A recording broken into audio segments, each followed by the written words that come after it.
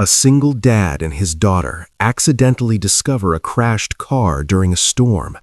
The single father decides to rush in and help the woman inside the vehicle, only to find out the next morning. Wind howled through the crack in the window, like the long cry of the entire neighborhood. Ryan Holt stood in the pitch-black living room, holding a small flashlight that had begun to flicker. Tonight's storm was stronger than predicted. The small town in suburban Indiana seemed drowned in the sound of rain hammering against the tin roof. He opened the fuse box. "Come on, don't die on me now," he muttered. Before he could touch the switch, the last bulb in the house went out, leaving a thick, absolute blackness. From the small bedroom at the end of the hallway, Lily's voice trembled. "Daddy? Is the power out again?" "Yes, sweetheart. Just stay in bed. I'm fixing it." Ryan tried to flip the circuit breaker back on, but the old electrical system only emitted a dry, dull click. Last month, he had promised the landlord he would repair all the wiring to offset the rent debt, but his freelance work didn't bring in enough money even to fix his old pickup truck, let alone anything else lavish. The wind blew harder. The whole house shook slightly. Just as Ryan was about to give up and check if the windows had been blown open, the prolonged screech of brakes sounded from the street outside, followed by a deafening crash. Ryan jolted. What the hell? He rushed onto the porch. On the waterlogged road ahead, the staggering headlights of a luxury car, it looked like a black sedan, had slammed into an old tree by the roadside. Smoke rose from the hood. The rain swept horizontally, seeming to try and swallow the entire scene. Ryan immediately ran back inside. "Lily, stay in your room, okay? Don't come out no matter what." "Daddy, what happened?" "Just stay put. I'll be right back." Without waiting for her reply, he rushed out. Each step felt heavy, like trudging through thick mud. His pickup truck was parked by the curb, water reaching the fenders. If that truck died, he couldn't go to work tomorrow, couldn't pay the rent, couldn't provide for Lily. But the luxury car was still smoking, and someone was banging on the window. Ryan opened the tailgate of his truck and pulled out an old iron bar. He dashed over. Inside the car, a woman was struggling to stay conscious, her hands trembling. "Ma'am, can you hear me?" "Help, please." Her voice was weak, barely a whisper. Ryan struck the side window hard. The first hit didn't shatter it. The second cracked it. The third, the entire pane burst, the rain immediately chilling the car's interior. A sharp shard of glass cut deep into Ryan's forearm, blood mixed with rainwater. He didn't care. "I got you. Just hang on." He reached in and fumbled with the seatbelt buckle. It was jammed. He gritted his teeth and pressed hard again. Snap! The belt released. He wrapped his arms around the woman and pulled her out of the driver's seat. Seconds after they left the door, a flame erupted from the engine, accompanied by a small explosion. She collapsed into his shoulder, her breath a mixture of hot and cold. Ryan spoke quickly. "My house is right there. You're going to be okay. Stay with me." She didn't reply again. He practically carried her through the wind and rain toward the small house. Lily peered out, startled. "Daddy, who's that lady?" "She's hurt. Go get me a towel, quick." "Okay."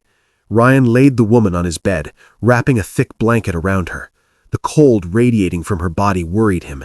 He retrieved the rusty first aid kit from the bathroom, briefly disinfected the cut on her forehead, and checked her breathing. Irregular but still distinct. Lily reappeared with a towel bigger than she was. "Is she gonna die?" Ryan leaned down and wiped her face. "No, honey, not tonight. Somebody needed help, and we were here." Lily nodded. "You always help people, Daddy." Ryan smiled faintly. "I try."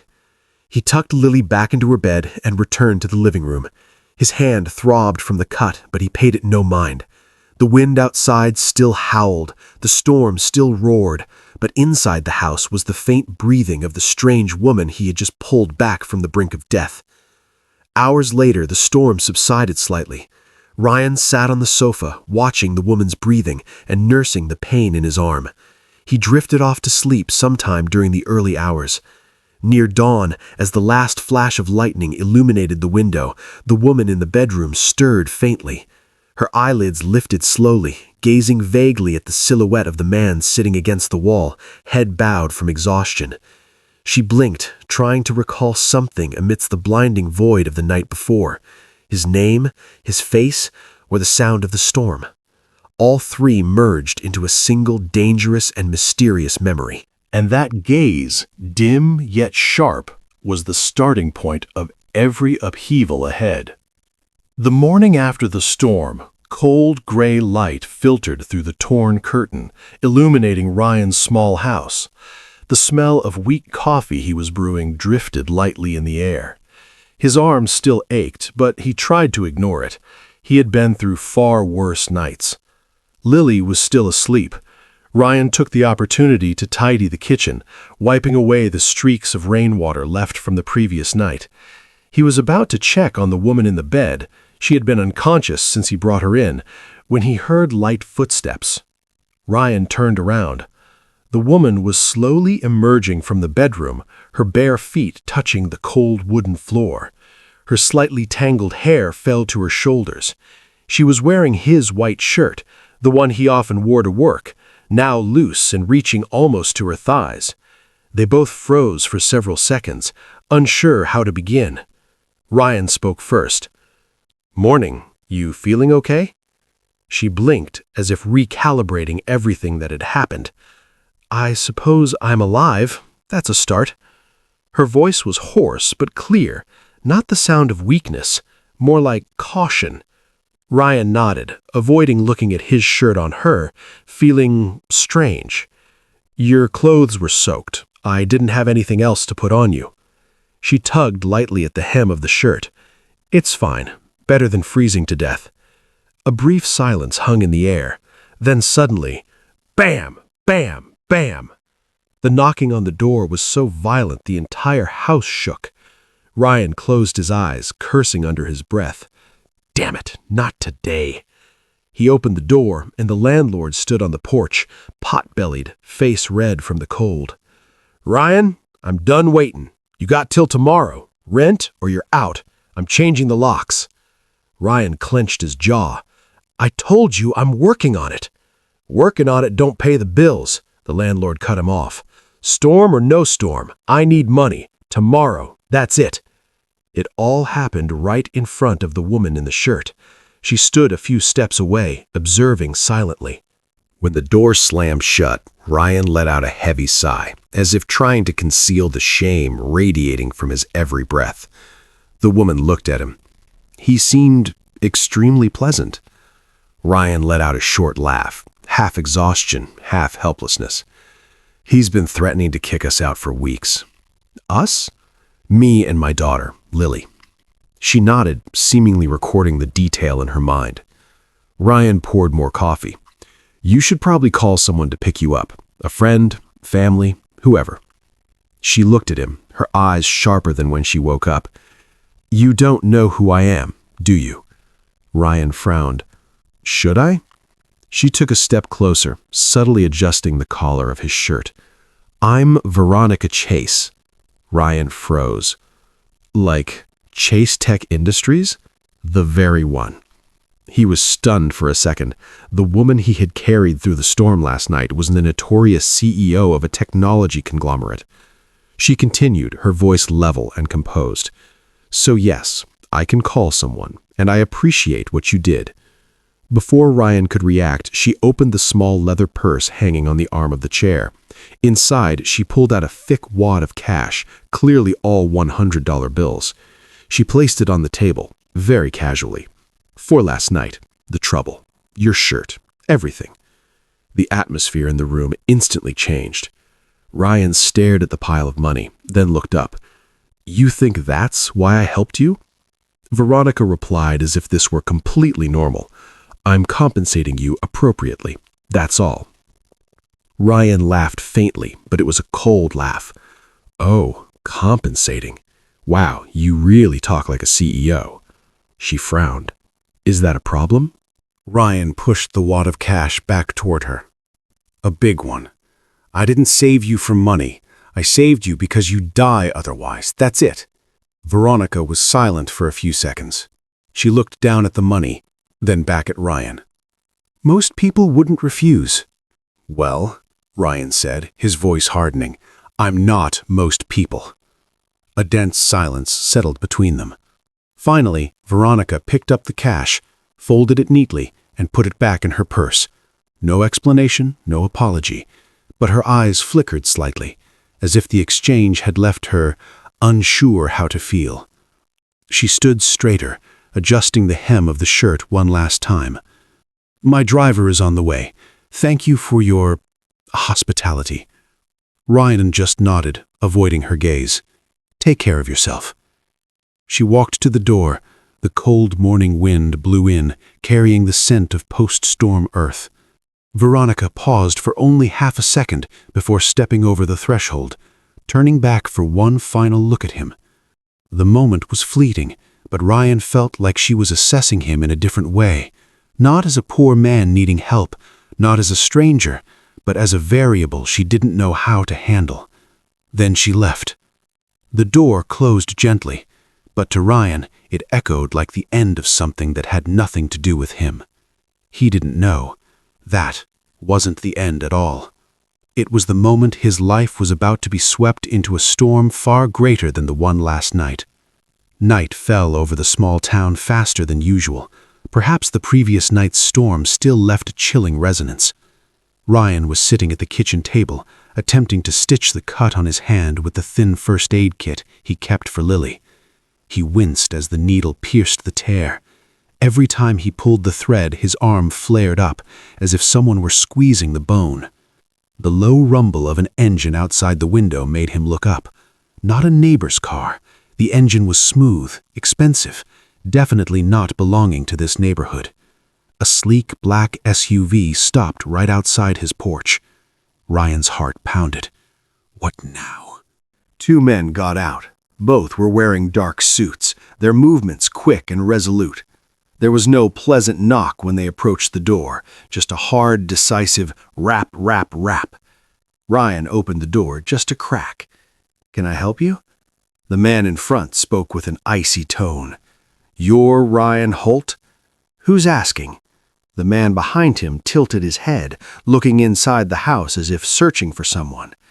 "We heard you were involved in an accident last night, pulled someone out." Ryan narrowed his eyes. "So?" The guy in front smiled faintly, a smile that was not comfortable at all. "Must have been a scary night. Probably best to forget about it." Ryan crossed his arms, concealing the injury. "What exactly are you implying?" The other guy stepped closer, almost touching the door. "People in high positions, they go through things you don't need to worry about. Don't talk to anyone about that accident. Don't get involved." A chill ran down Ryan's spine. "Are you threatening me?" "Not at all. Just friendly advice." The man reached out, trying to touch the phone resting on the table near the door. "Mind if we take a look at that? Just making sure you didn't record anything you shouldn't." Ryan instantly slapped his hand away. "Back off." The atmosphere tightened in a tense beat. The man looked at him as if he were a reckless child. "Let it go, Holt, for your sake and your daughter's." Mentioning Lily was a mistake. Ryan pushed the door hard, forcing both men to retreat onto the porch. "Get the hell off my property." The black SUV drove off slowly, as if deliberately trying to make Ryan feel every second of the threat. Ryan stood motionless for a long time. The cold night wind penetrated his shirt, but the shiver down his spine wasn't due to the weather. That accident, it wasn't normal. The next morning, Ryan went to Lily's school to fix the plumbing in the teacher's lounge as usual. His hand ached so much it was difficult to hold a wrench. But he needed the money, and he didn't want Lily to see her dad weak. He was lying under the sink, struggling with the old pipe, when the sound of high heels echoed on the tiled floor. A familiar voice spoke. Ryan Holt. He hit his head on the edge of the sink, startled. "Ow, damn it! Veronica?" She stood there, in a crisp suit, her hair neatly pulled back. Behind her was a bodyguard as tall as a statue. Ryan braced himself and sat up. "What are you doing here? Shouldn't you be, I don't know, in an expensive meeting somewhere?"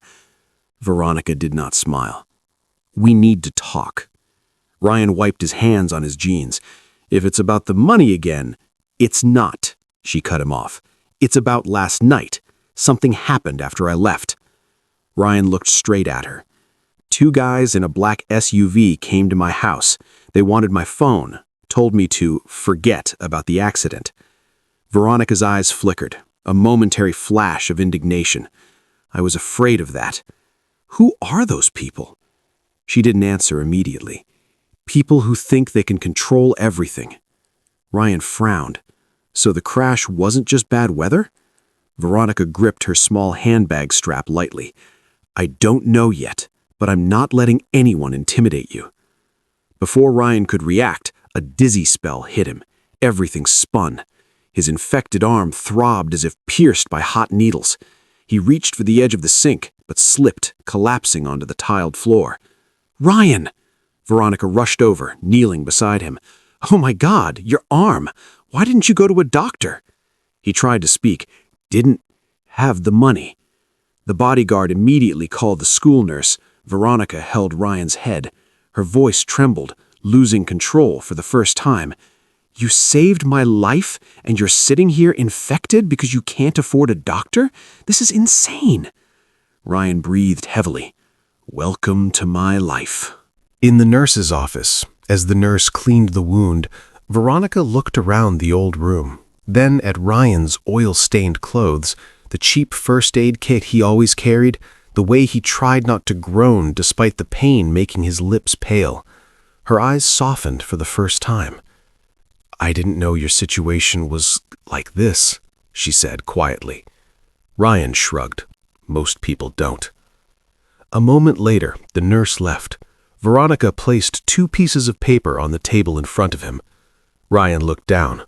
One was a confirmation of the complete purchase of the rental property where he lived. The other, a deed transferring ownership of that house to his name. He looked up, his face darkening. "Veronica, what the hell is this?" She replied very calmly, "A solution." Ryan gripped the edge of the table, his voice strained. "I don't need your charity." Veronica looked him straight in the eyes, her gaze both firm and subtly revealing a slight fear, as if she knew this would ignite a new storm between them. "It's not charity, Ryan. It's protecting the person who protected me." They faced each other, he full of anger, she full of determination, and that was the moment Ryan understood. He had just been pulled into the affairs of a class he never wanted to touch. The only thing was, it was already too late to turn back. Ryan slammed the 2 pieces of paper onto the table so hard the water in his cup shook. "You bought the damn building. You bought my house?" Veronica stood still. Her bodyguard had left the nurse's office, leaving the 2 of them in silence. Outside the window, the sound of children in the schoolyard faded, mixing with the gentle afternoon wind. Ryan pointed at the stack of papers. "You even hear yourself?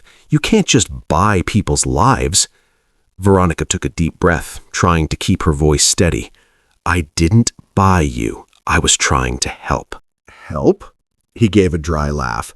"Do you know how humiliating this is? You walk in here, throw money at my problems, and call it help." She looked up, her eyes no longer cold but filled with weariness. "Ryan, I'm not trying to humiliate you. I just didn't know what else to do." He shook his head. "Of course you didn't. People like you always think money fixes everything." The sentence was like a knife plunged directly into Veronica's heart. She was silent for a few seconds, then spoke softly. "You're right. That's all I ever knew." Ryan paused slightly.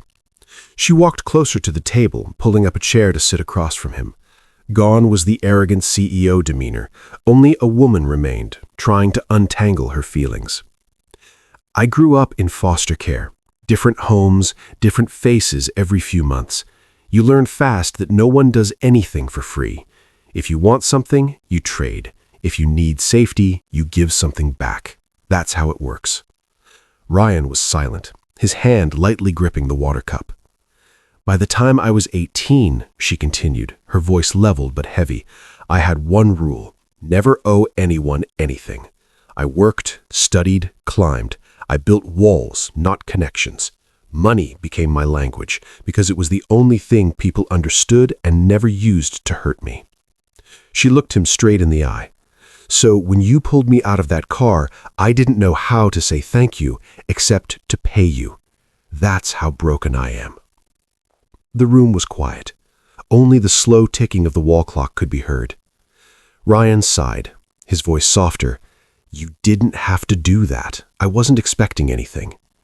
Veronica offered a sad, faint smile. And that's exactly what scared me. You wanted nothing. Nobody wants nothing. She opened her phone, scrolled for a few seconds, and placed it on the table. The screen displayed a security video clip, blurry images showing another car driving behind hers the entire route that night, headlights clinging close until a few seconds before the accident. That's the night of the crash, she said. My driver had gone home early. I was alone. The car behind never showed up in any traffic report. Someone wanted that accident to happen. He leaned in to look, then looked at her. You think someone is trying to kill you? I don't think, I know. He leaned back in his chair, trying to comprehend everything he had just heard. Jesus, Veronica, what the hell did you get yourself into? She offered a weak smile. Being a CEO isn't just board meetings and coffee cups, Ryan. You make enemies the moment you make decisions. He looked down at the table, his voice low. And now I'm part of this mess? Veronica shook her head. You're part of my life because you saved it. I'm not letting anyone touch you or Lily. That's a promise. Ryan was silent. The wound on his hand still hurt, but that pain was nothing compared to the heaviness in his chest. He asked softly, Why are you really here, Veronica? Not the papers, not the security talk. You could have just sent someone. She looked at him for a long time, then said quietly, Because I owe you more than my life. I owe you the reminder of who I was supposed to be. Ryan frowned. What does that mean? She answered slowly, Somewhere along the way, I became someone cold, efficient, empty. You dragged me out of that car, but maybe what you really saved was the little piece of me that still believed people could be good. For the first time, Ryan didn't know what to say. He just looked at her, no longer seeing a powerful businesswoman, but seeing a frightened woman lost in her own world. She offered a tired smile. You think I'm the strong one here, don't you? Honestly? He nodded. You seem like someone who's never been scared of anything. She shook her head, saying softly, I'm terrified, Ryan. Terrified of turning into someone who can't feel anything anymore. The statement left him speechless. He understood that fear perfectly, because he was living in it too. Only his fear was not being able to provide Lily with a good enough future. Ryan leaned against the chair. You know, I'm scared too. Every damn day. I fix broken things for a living, but I can't fix my own life. Veronica looked at him, her gaze softening. Maybe we both fix what we can. The rest, we figure out. A subtle smile passed between them, fragile yet genuine. Veronica opened her bag, took out another set of documents, and placed them on the table. There's something else I want to do. Not about money this time, about purpose. Ryan looked at her. What now? She said slowly, I want to start a foundation for single parents, especially single fathers. Financial support, training, childcare, real help, not charity. I want to call it the Holt Fund.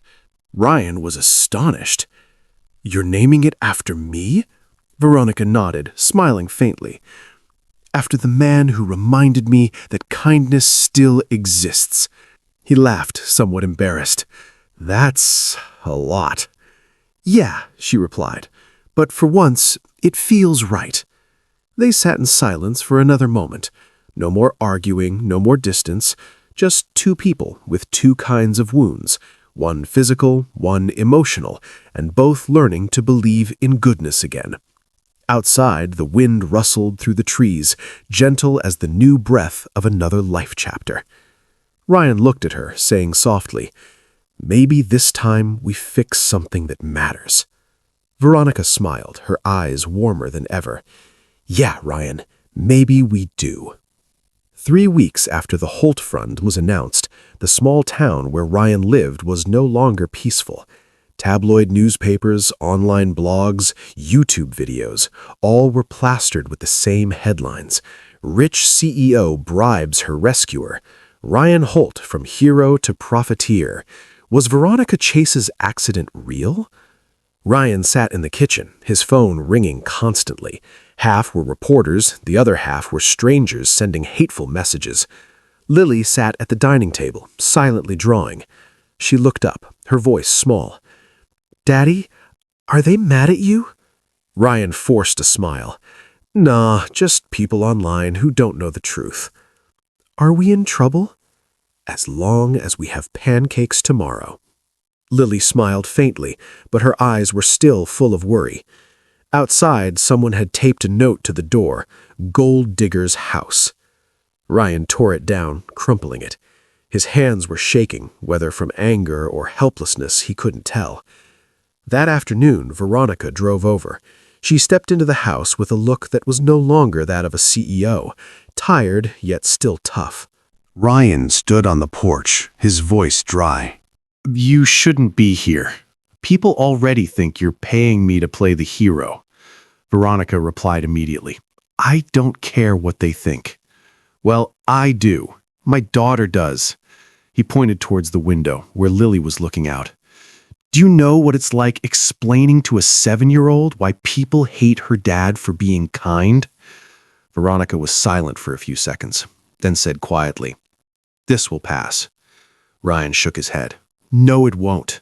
Once the internet decides who you are, you're stuck with it.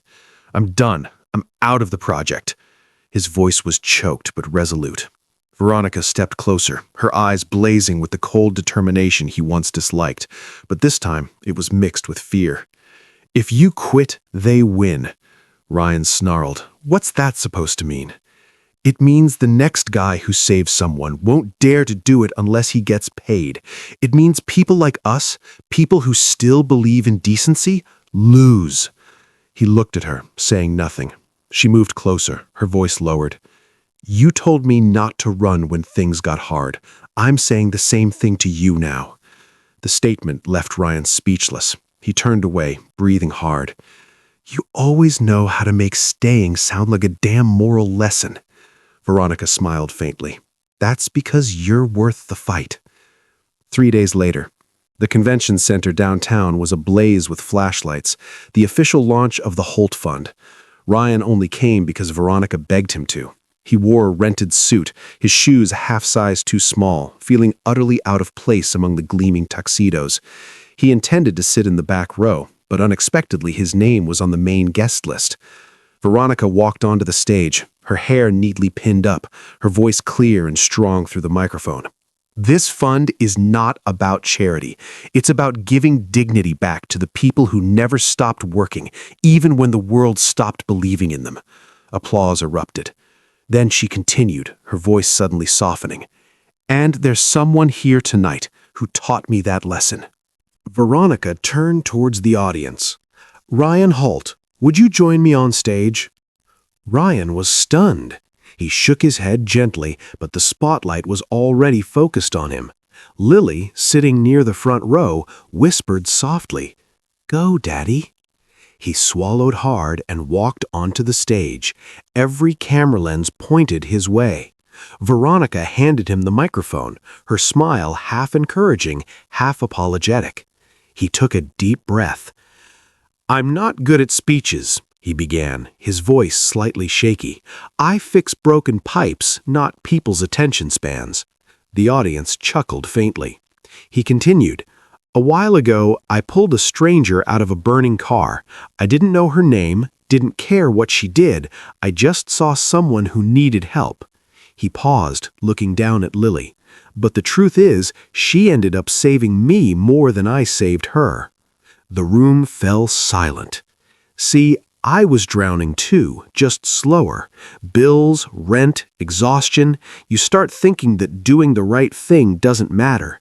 But it does. It always does. Because my little girl is watching, and I need her to believe that being good still counts for something. He looked at Veronica. She reminded me that kindness isn't a weakness, it's survival. The air hung heavy for a few seconds, then exploded into applause. Many people stood up. Camera flashes lit up the room. Veronica turned to him, her eyes shining with pride and something deeper. She said softly for only him to hear, "You just turned their noise into silence." Ryan smiled, genuinely relieved for the first time in weeks. Before he could say anything, a reporter rushed near the stage, holding up a microphone. "Miss Chase, are you two together?" Without hesitation, Veronica took his hand, gripping it tightly. "Not officially," she said with a knowing smile, "but he's already the man who saved my life." The room erupted again in cheers. Camera flashes intensified.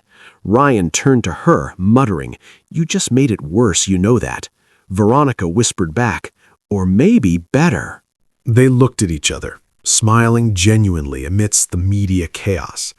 Ryan squeezed her hand tighter, not for show, but because he truly felt he was holding on to something real, something both terrifying and unbelievably beautiful. A year later, Summer returned to the small town where Ryan Holt once struggled to make ends meet. Now, he stood in front of his workshop, Holt Repairs, its brand new sign glittering under the afternoon sun. Inside, the scent of paint, motor oil, and coffee blended to create a feeling that was both busy and peaceful. On the table, a small card bore the Holt Fund logo, a line of text he still found hard to believe was real every time he read it. The foundation had helped dozens of single-parent families, and now he was helping them in return by teaching free trades and repairing cars for those in need. Lily ran in, hair flying, holding a piece of paper. "Daddy, guess what?" Ryan looked up, smiling. "What's up, kiddo?" "I got it, the STEM scholarship, full ride." She held up the acceptance letter. Ryan lifted his daughter, spinning her around, laughing loudly. "You did it, Lily. I'm so proud of you." Veronica's voice came from the back door, carrying the sound of joy mixed with pride. "Told you she'd get it. She's got your stubbornness." Ryan squinted. "Or maybe your brain." Veronica laughed. "I'll take that as a compliment." She was wearing jeans and a simple shirt, no longer the cold CEO in a suit from days past. Here, amidst the smell of machinery and laughter, she was the woman Ryan had slowly come to love, little by little. They sat down on the wooden bench outside the workshop, where the afternoon sun cast a warm golden light. Ryan said, "It's crazy, huh? A year ago, this place was falling apart. Now look at it." Veronica nodded, her eyes watching Lily playing with a mini robot. "You built this, Ryan, from nothing." He smiled softly, with a little help from a certain bossy CEO. Correction, former bossy CEO. I took a step back from the board. Ryan turned to her, surprised. "You what?" Veronica shrugged. "Turns out, chasing peace is more rewarding than chasing profits." He burst out laughing.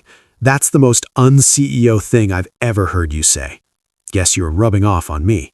They both laughed. No need for many words. They understood that over the past year, what had been healed wasn't just the scars from the storm, but their very souls. The sunset began to descend. Lily ran inside, leaving Ryan and Veronica sitting together. She took a cream-colored envelope from her purse and handed it to him. "What's this?" "Just read it." On the envelope, in delicate handwriting, "If you say yes, let me be part of your family." Ryan opened it. Inside was a small card with only a single hand-written line. "Marry me." He looked up. "You're serious?" Veronica laughed softly, but there was a hint of nervousness in her eyes. "Dead serious. I'm tired of pretending I don't already belong here." Ryan silenced for a few seconds, then said softly, "You know, you could have just asked me over dinner." She raised an eyebrow. "And miss the drama? Not a chance." He smiled, taking her hand. Then yes, 1,000,000 times yes. 2 months later, a small ceremony took place in the backyard of the workshop. No extravagant wedding dress, no expensive champagne, just friends, neighbors, a few foundation staff, and a 7-year-old girl smiling radiantly in a simple white dress. Ryan, in a light blue shirt, stood before Veronica. As the officiant read the vows, Lily held both their hands. "Do you, Ryan Holt, take Veronica Chase to be your wife?" Ryan answered immediately, "I do. Didn't even need to finish the sentence." Everyone laughed. Then the officiant turned. "And do you, Veronica, take Ryan to be your husband?" She squeezed his hand tighter, her voice slightly shaky. "I do. Always have." When they exchanged rings, Lily cheered, "Now kiss already!" Laughter echoed across the yard. Ryan leaned down and kissed Veronica amidst the applause and the gentle breeze rustling through the trees. After the ceremony, they sat together at the old wooden table, the sunset washing over their 3 heads. Veronica said softly, her voice mixed with the gentle background music, "Sometimes kindness saves a life." Ryan looked at her, smiling. "Sometimes it saves 2. Lily, sitting between them, hugged both tightly. "Or a whole family." All 3 laughed. The sun dipped below the horizon, the last light reflecting on the Holt Repairs sign. The wind blew softly, carrying the scent of motor oil, sweet cake, and simple happiness. No more storms, no more debts, no more fear. Only a man, a woman, and a little girl. 3 hearts once swept away by the wind, now standing still in the warm twilight where the storm of a year ago had closed to open up a family.